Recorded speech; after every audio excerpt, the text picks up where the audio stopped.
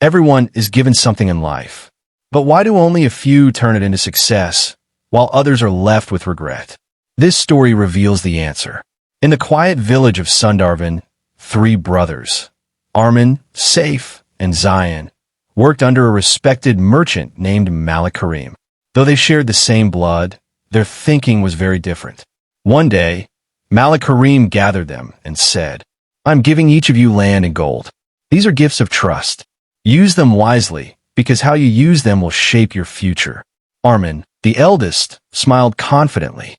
"Life is meant to be enjoyed," he said. "Gold is useless if it stays locked away." He spent freely on celebrations, clothes, music, and comfort, believing happiness came from pleasure. Saif, the middle brother, felt uneasy. "I cannot afford to lose this," he thought. He hid his gold, avoided risks, and worked only enough to survive. Fear became his guide. Zion, the youngest, stepped aside and prayed quietly. "O Allah, guide me to use this blessing with wisdom and purpose." He invested carefully, buying tools, seeds, and livestock, and shared whatever he could with those in need. Time passed. Armin's land showed early success, but his careless habits drained his wealth. Pleasure distracted him from responsibility. Saif's land remained untouched, overgrown with weeds, as fear kept him frozen. Zion worked tirelessly. He studied the soil, supported his workers, and kept records of every expense.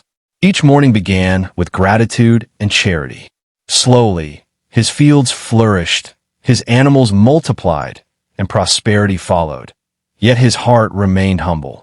One evening, the brothers met by the river dividing their lands. Armin laughed and said, "I lived well and enjoy my gold. Isn't that the purpose of wealth?" Saif replied, "I protected what I had. At least I didn't lose anything." Zion spoke gently. "Enjoyment without responsibility fades. Safety without action leads nowhere. I used what I was given to build, to serve, and to grow. That is real success."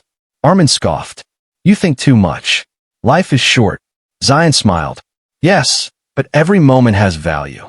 What we waste is gone forever, and what we never use benefits no one." Years later, Armin lost most of his land through neglect. Saif remained stuck, poor, and regretful. Zion became known across the village for honesty, generosity, and fair dealings. His fields thrived, and his blessings increased.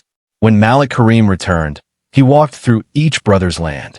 Standing in Zion's fields, he said, "You understood the meaning of trust. You turned time and wealth into growth, not just for yourself, but for others." Turning to the others, he added, "Pleasure without purpose destroys, and fear without action empties life." Let this be your lesson. The brothers bowed their heads, finally understanding the weight of their choices.